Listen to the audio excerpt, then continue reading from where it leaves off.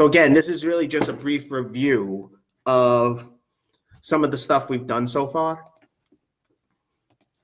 For instance, we saw what a permutation is. Again, the idea, remember, is if you're arranging R items out of n possibilities, right? If you have n, if you have n possibilities, like n, I don't know, like 26 letters of the alphabet, right? Like we did with a previous example, and we want to make a password that's 6 characters long. So n in that case would be 26. R would be 6 in that case, right? We're arranging R of the n possibilities. And assume we're doing this without replacement. Again, that just means no repetition. You can't use a letter or a word or whatever more than once. Okay?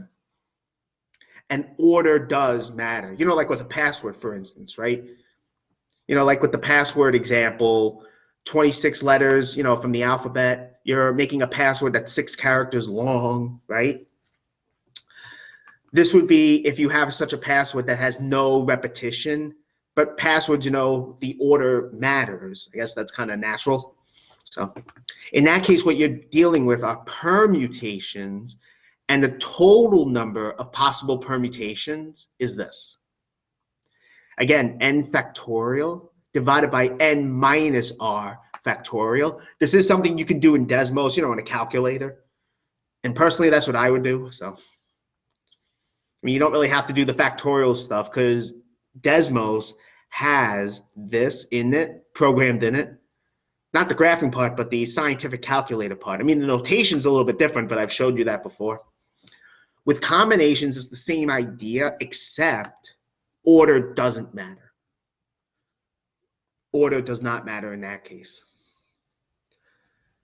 It's like that with that door prize example where I think it was 100 people were at a party or something like that. They were calling 3 people at random to win the door prize of, I think it was $100 as well. It was a previous example we did. But since the door prize was the same, order didn't matter there. It doesn't matter who got called first to win the prize. It's not like when you're running a race and first place wins a gold medal, second place wins a silver medal. There, the order matters. It's not like that.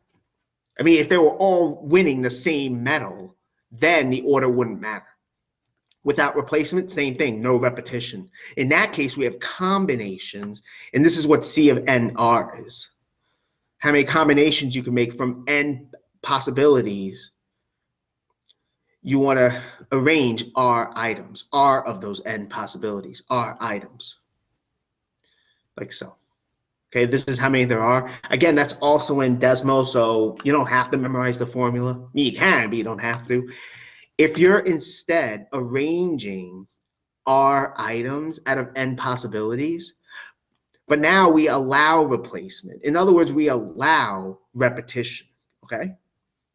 So here, we actually do allow repetition, okay? And order also matters. So I guess this is more like the password example. I guess this would be a little more realistic because in passwords, if I remember correctly, you are allowed to have repetition. But anyway, the total number of possibilities then would be n to the r. It's mostly just the counting principle. It's just an easy application of that. There's n choices. There's n possibilities for each of the r items, if that makes sense. All right. Now,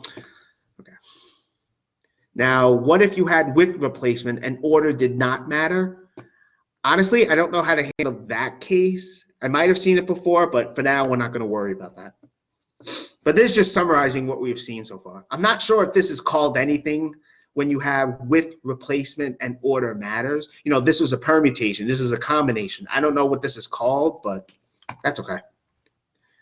All right. I want to do an example or two. This was one we did last time, but again, I felt like I kind of rushed through it, so I want to go through it again. We have a standard deck of 52 cards, right?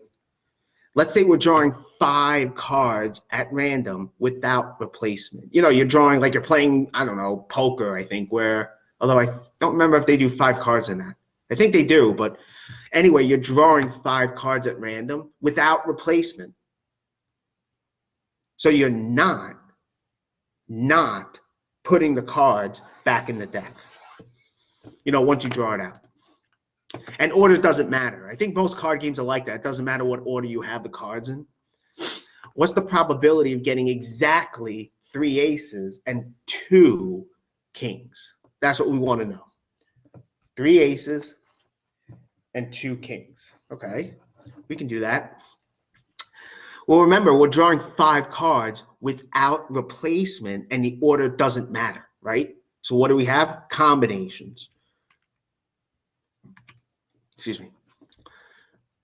So in this case, right, we have combinations, right? There are 52 cards. We're choosing, we're arranging 5 of them, so to say. We're drawing out 5 and, getting a 5-card hand from them. So how many are there? C of 52, 5. I mean, I did do the factorial stuff here. I wrote it out, but really I just calculated this in Desmos.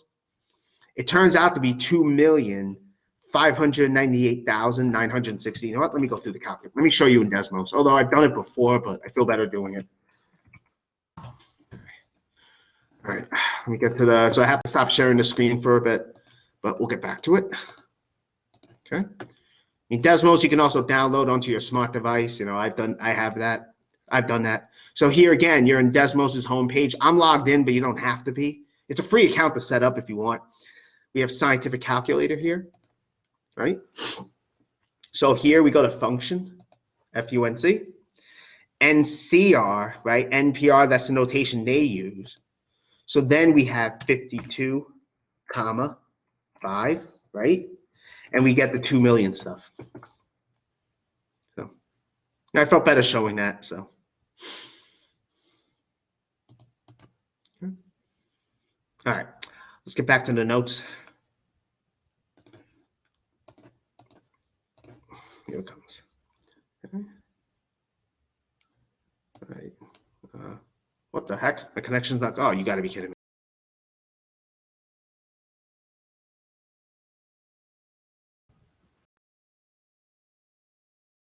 Sorry about that. It gave me trouble, so I had to log back in. So, oh my goodness gracious. There it goes. Good. Sorry about that. All right. Anyway, so that's what that's the sample space size. If you can't see the notes, let me know. I think everyone can hear me. Let me see. Yeah. Good. Okay. So that's the sample space size. So let's first consider the aces, how many aces there are, okay? Getting the aces. Well, we know there's 4 aces in the deck, right?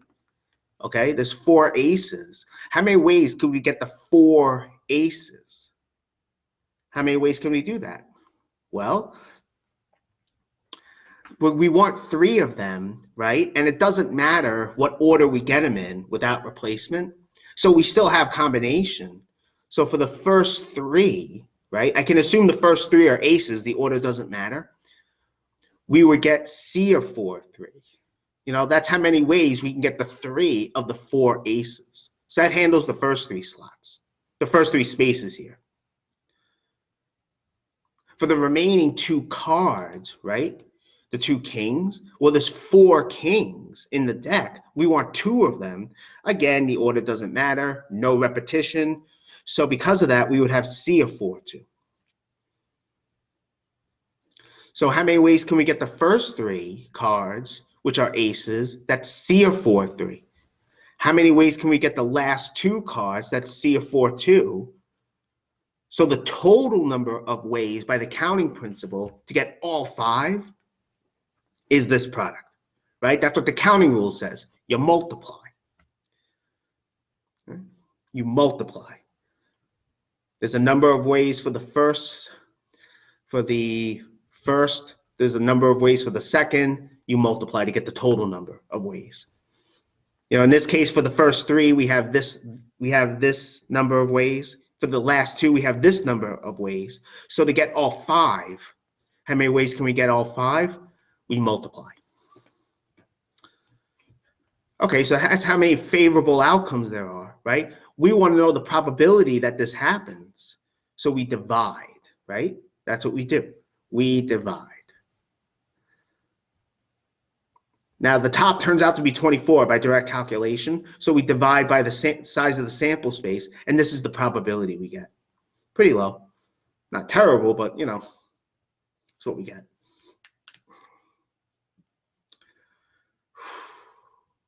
All right, are there any questions on this? What does the 2 million represent on the first? The what? The 2 million on the sample space. That's the size. That's how many ways we can get 5 cards without repetition, and where we don't care about order. Remember, we're drawing 5 cards at random. Mm-hmm. Okay. Okay. You're welcome. Okay. Good question. Any other questions?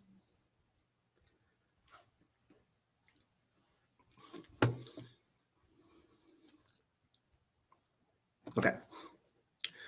All right, so here's another example I want to do. I don't know why it says example 1 again. It should be example 2. Let me fix that.